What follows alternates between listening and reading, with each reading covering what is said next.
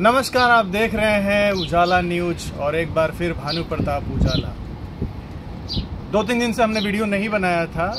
हम देख रहे थे बिहार में क्या होने वाला, और अभी मैं न्यूज़ देख रहा था। एक मनीष कश्यप, अब वो क्या है, पत्रकार हैं, नेता हैं, समाज सेवक हैं, या जिस भी पार्टी के लोग अगर नहीं पूछते हैं उसके खिलाफ हो के तुरंत रोड खराब है, बिल्डिंग खराब है, पुल खराब है, रोजगार नहीं है, बीमार लोग हैं, ये शुरू हो जाते हैं। और आज पता चला न्यूज़ में कि भाई साहब ने बीजेपी ज्वाइन कर लिया। और बीजेपी ज्वाइन करते ही ये बीजेपी के नेताओं में बहुत बड़ी खासियत होती है और कॉमन होती है। सनातन के लिए, मजबूती के लिए ज्वाइन करते हैं ये लोग। जैसे बीजेपी ने ठेका ले रखा है सनातन उठाने के लिए, जबकि आप देखेंगे कि बीजेपी में ऐसे ऐसे लोग हैं, ऐसे ऐसे महाशय हैं, उनकी कुंडली निकाला जाए ना तो हिंदू धर्म तार तार हो जाएगा। पहला नंबर पर आपको बताते हैं रवि किशन।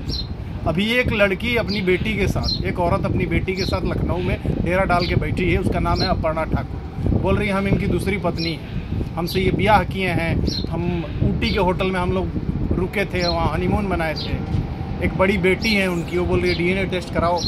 लेकिन अभी तक बयान न बीजेपी के प्रवक्ताओं का इस पर आता है और न रवि किशन का आता है। उस पर आता क्या है, उनकी पत्नी उठती हैं और बोलती हैं कि हम FIR करेंगे उन पर। जो बेचारा वकील उनका केस लड़ रहा है उस लेडी का, उस वकील पर FIR करेंगी। जो लेडी है उस पर FIR करेंगी। अब देखिए, दूसरा बात करते हैं, एक है निरहुआ, भोजपुरी के सुपरस्टार। वो भाई साहब जाते हैं, अभी उनका वीडियो भी वायरल हुआ था। हम अपने मन से नहीं बोल रहे, मनगढ़ंत कहानी नहीं है ये। अभी एक बाबा के पास गए थे तो बाबा बोले कि अरे ये बहन है तुम्हारी, तो बोले अरे नहीं नहीं मेहरारू है।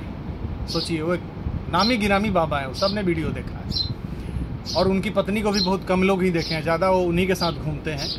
तो कहने का मतलब, चलिए इस टॉपिक को हटाते हैं, अब आते हैं हम लोग फिर से बिहार पर।